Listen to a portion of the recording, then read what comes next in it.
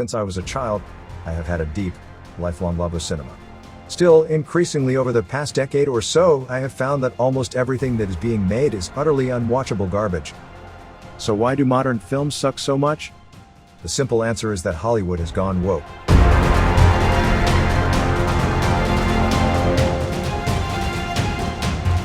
Welcome to Surviving Woke Land with Ethan Quinn, a channel dedicated to exposing and explaining the ideology driving wokeness.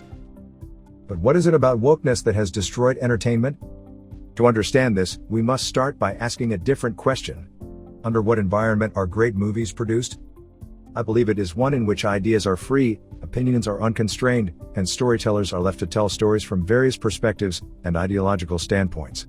The result of this environment is that cinema adds to the social dialogue by representing a diverse range of views and perspectives.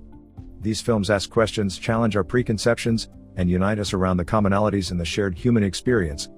In other words, the best environment is one with a diversity of perspective.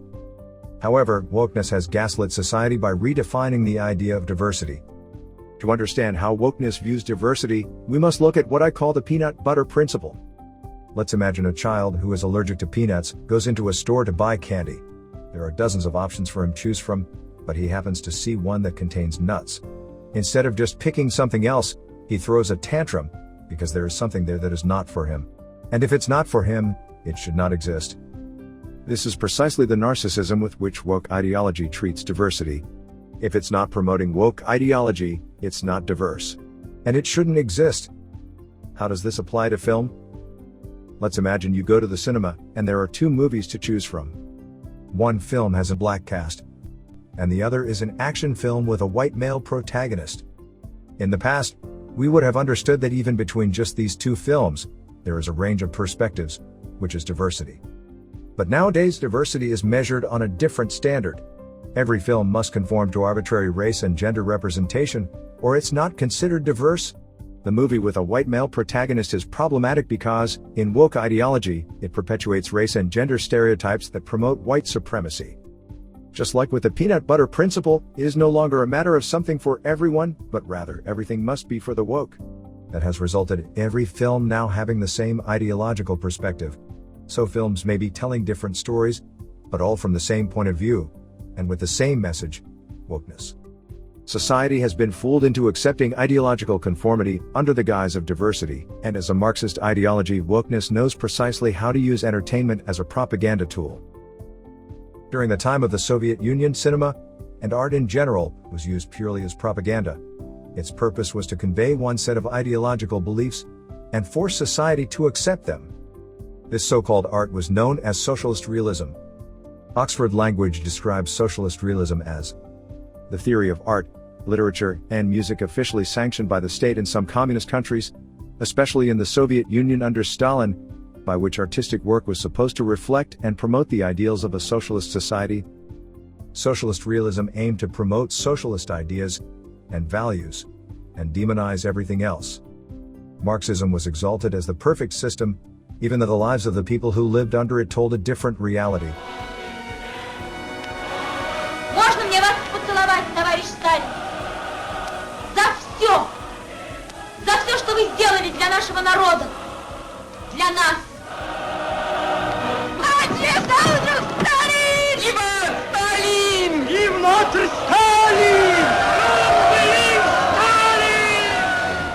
While in contrast, the West and America were demonized as evil oppressive systems. Because the state controlled everything in society, this was the only type of art that people had access to, so it was highly influential in shaping the minds and attitudes of people. Stalin described the socialist realist artists as engineers of souls, and this is precisely what they were doing, engineering the minds and attitudes of people into compliance with the will of the state. It's what Orwell described when he wrote about the work of the Ministry of Truth in his book 1984. What is happening with modern entertainment is a new kind of socialist realism. Filmmakers are no longer engaged in making art or entertainment, but producing what can only be described as woke realism. The purpose of woke realism is to reflect and promote the ideals of a woke society.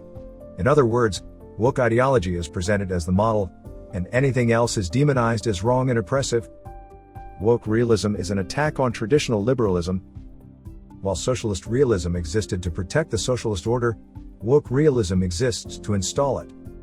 Woke realism exists only to engineer the souls of society, not to entertain. But people do not realize that they are paying to be brainwashed.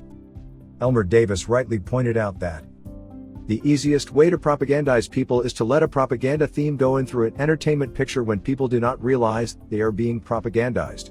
And if you look at modern society, it's clear that woke realism drastically affects how people view the world. Modern films suck for anyone who has not yet been completely re-engineered by woke realism, because woke ideology opposes everything we once aspired to. Woke characters have opposite attributes to what we associate heroic and praiseworthy characters with. Woke realism demonizes the values we once upheld. Rather than promoting the importance of bravery, personal responsibility, hard work, perseverance, and personal growth, modern films exalt narcissism, arrogance, and entitlement. Instead of promoting the idea that your actions determine your character, we now have characters who experience no personal growth, because woke ideology tells us that their identity makes them perfect from the start. So why do modern films suck? Because they are not designed to entertain but to indoctrinate. And if you haven't yet been turned into a woke zombie, something deep inside you is resisting this. That is all I have for today. Please like and subscribe. And please support this channel by downloading my book, The Ministry of Truth: How Propaganda Fuels the Culture War. And join me again tomorrow as we learn how to survive woke land together. Until then, this is Ethan Quinn saying, stay free.